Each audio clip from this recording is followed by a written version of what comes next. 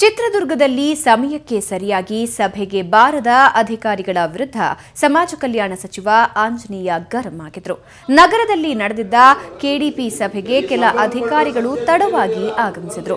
ತಡವಾಗಿ ಬಂದ ಜಿಲ್ಲಾ ಮಟ್ಟದ ಅಧಿಕಾರಿಗಳಿಗೆ ಸಭೆಗೆ ಹಾಜರಾಗದಂತೆ ತಾಕೀತು ಮಾಡಿದ ಸಚಿವರು ಅಧಿಕಾರಿಗಳನ್ನ ಹೊರಗಡೆ ನಿಲ್ಲಿಸಿಯೇ ಸಭೆ ಮುಂದುವರೆಸಿದ್ರು. ಈ ಮಧ್ಯೆ ಇಲಾಖೆ ವಿಷಯ ಚರ್ಚೆಗೆ ಬಂದಾಗ ಮಾತ್ರ ಒಳಗೆ ಬರಲು ಸೂಚಿಸಿ ಚರ್ಚೆ ಮುಗಿಯುತ್ತಿದ್ದಂತೆಯೇ ಹೊರಗೆ ಹೋಗುವಂತೆ ಸೂಚಿಸಿದರು. ಅಲ್ಲದೆ ಲೇಟ್ ಆಗಿ ಸಭೆಗೆ ಬಂದ ಅಧಿಕಾರಿಗಳ ಬಗ್ಗೆ ವರದಿ ನೀಡುವಂತೆ ಸೂಚಿಸಿದರು. ಅಂತಹ ಅಧಿಕಾರಿಗಳ ವಿರುದ್ಧ ಕ್ರಮ ಕೈಗೊಳ್ಳಲು ಸಚಿವ ಆಂಜನೇಯ ನಿರ್ಧರಿಸಿದ್ದಾರೆ.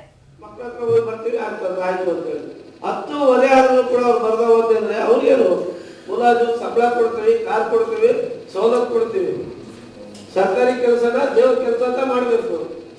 ಅದರಿಂದ ಯಾವ ಕಾರಣಕ್ಕೂ ಯಾರು ಹೇಳಿದ್ರು ಒಳ ಬಿಟ್ಕೊಳ್ಳೋದನ್ನ ಇದರಲ್ಲಿ 10:15 ಟೈಮ್ ಕೊಟ್ಟಿದ್ದೇವೆ.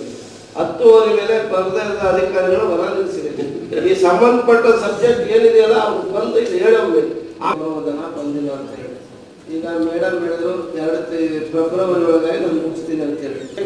ಈಗೇನು ಸಿಇಒ ಹೇಳಿದರೆ ಫೆಬ್ರವರಿ ತಿಂಗಳೊಳಗಾಗಿ ಅವ್ರಿಗೆಲ್ಲ ವೇತನ ಕೊಡ್ತೀವಿ ಅಂತ ಬಂದಿದೆ.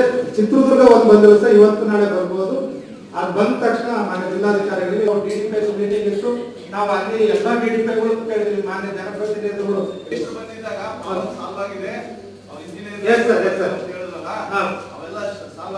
ಈಗ ಸಾಲ್ವ್ ಆಗಿದೆ.